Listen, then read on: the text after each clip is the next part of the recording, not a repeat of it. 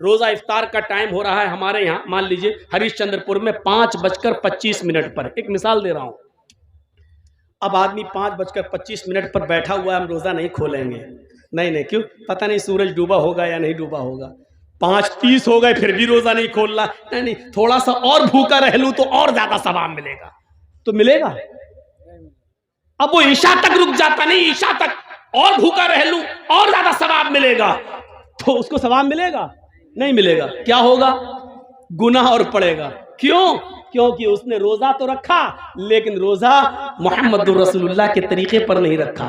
اللہ کے نبی صلی اللہ علیہ وسلم نے یہ فرمایا تھا کہ لوگ میری امت اس وقت تک خیر اور بھلائی میں رہیں گے جب تک کہ وہ روزہ افطار کرنے میں جلدی کریں گے۔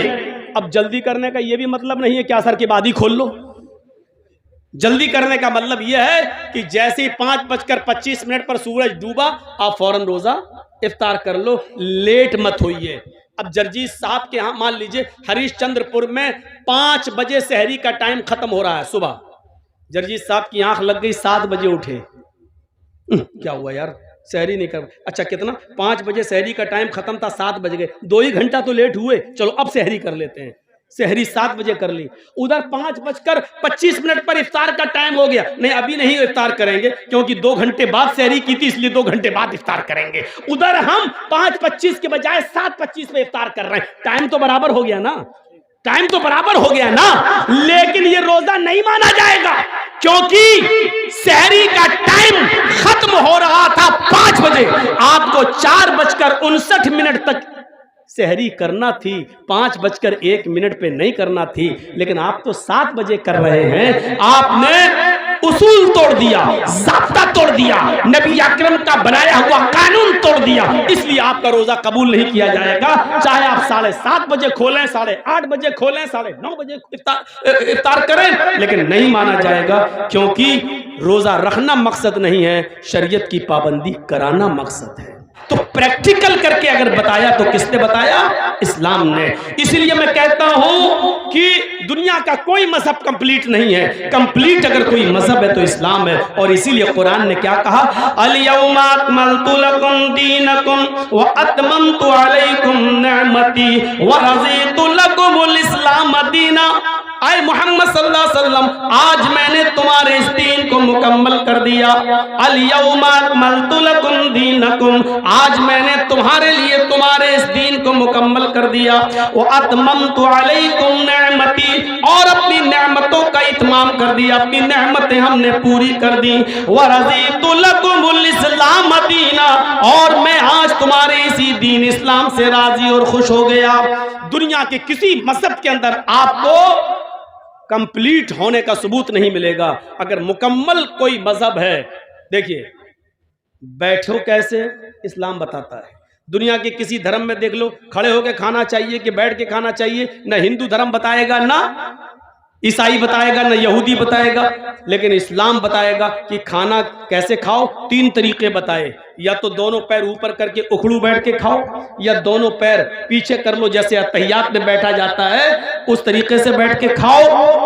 میرے بھائیوں کھانے کے طریقے کس طریقے سے کھایا جائے، ایک پیر بچھا لیا جائے اور ایک پیر کھڑا کر دیا جائے، اس طریقے سے، یہ 3 طریقے اگر بتائے ہیں تو اسلام نے بتائے ہیں۔ دنیا کے کسی دھرم نے یہ نہیں بتایا کہ کتنا کھاؤ، اسلام کہتا ہے کہ کھاتے وقت اپنے پیٹ کے 3 حصے کر لو، ایک حصہ کھاؤ، ایک حصہ میں پانی پیو اور ایک حصہ خالی چھوڑ دو تاکہ تم اللہ کو یاد کر سکو، اللہ کا ذکر کر سکو۔ آج کی میڈیکل سائنس کہتی ہے جو لوگ پیٹ بھر کے کھانا کھا لیتے ہیں، جس کو ہمارے یہاں کہا جاتا ہے ٹھوس کر کھانا، حلق تک کھا لینا، جو اتنا کھاتے ہیں وہ ہمیشہ بیماریوں میں مبتلا رہتے ہیں، اور اللہ کے رسول کے مطابق، سنت کے مطابق اگر کوئی لوگ کھانا کھانے شروع کر دیں 2 حصے میں کھائیں، ایک حصہ خالی چھوڑ دیں تو یہ بیمار ہو ہی نہیں سکتا، کیونکہ پیٹ تمام بیماریوں کی جڑ ہے، پیٹ تمام بیماریوں کی جڑ ہے، جب پیٹ ٹھیک رہے گا تو آدمی اپنے آپ صحیح رہے گا۔ تو یہ کمپلیٹلی اگر کوئی مذہب ہے، مکمل کوئی مذہب ہے تو وہ اسلام ہے۔ اسی لیے فرمایا وَمَن يَبْتَغِ غَيْرَ الْإِسْلَامِ دِينًا فَلَن يُقْبَلَ مِنْهُ اسلام کو چھوڑ کر اگر کوئی دوسرا دین تلاش کرو گے تو وہ ہرگز قبول نہیں کیا جائے گا۔ اسلام کو چھوڑ کر اگر کوئی دوسرا دین تلاش کرو گے تو وہ ہرگز قبول نہیں کیا جائے گا، وہ دین مانا ہی نہیں جائے گا۔ اسلام کو چھوڑ کر اگر کوئی دوسرا دین تلاش کرو گے تو وہ قبول نہیں کیا جائے گا۔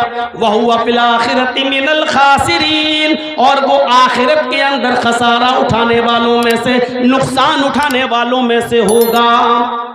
یہ ہے اسلام۔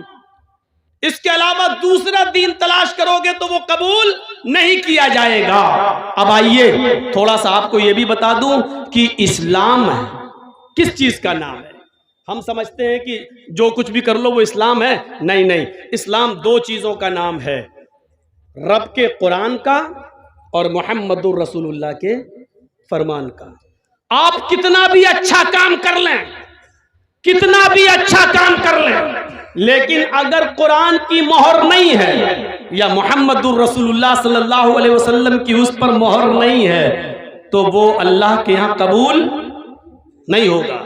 دیکھیے یہاں ہر مسلک کے لوگ آئے ہوں گے، زیادہ تر اہل حدیث ہیں، میں نے مان لیا، لیکن ایک بات یاد رکھیے گا، بہت غور سے سنیے گا، کسی پر کوئی کریٹیسائز نہیں ہونی چاہیے، کسی پر کوئی حملہ نہیں ہونا چاہیے، ہر آدمی کو اپنے مسلک پر عمل کرنے کا اختیار ہے، لیکن یہ بات کون نہیں مانے گا کہ اسلام قرآن اور حدیث کا نام ہے۔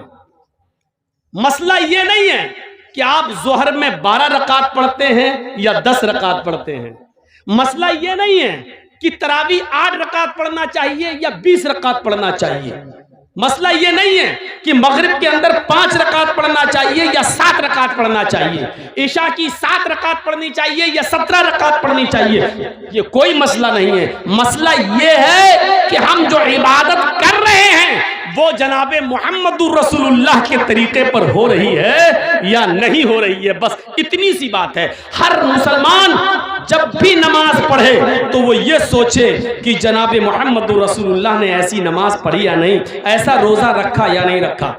ہمارا اٹھنا، ہمارا بیٹھنا، ہمارا دماغ اسی میں لگنا چاہیے، ہمارا اٹھنا اسلامی ہے یا نہیں، ہمارا بیٹھنا اسلامی ہے یا نہیں، ہمارا کھانا اسلامی ہے یا نہیں، ہمارا پینا اسلامی ہے یا نہیں، ہمارا چلنا اسلامی ہے یا نہیں، ہم اپنی بیٹی کی جو شادی کر رہے ہیں وہ اسلامی ہے یا نہیں۔ جب تک ہماری سوچ، ہمارا دماغ، ہمارا مائنڈ جب تک پورا کا پورا اسلام کی طرف نہیں لگے گا، ہم اسلام کے اوپر پورے کے پورے عمل نہیں کر سکتے اور اسلام کے اندر پورے کے پورے ہم داخل نہیں ہو سکتے ہیں۔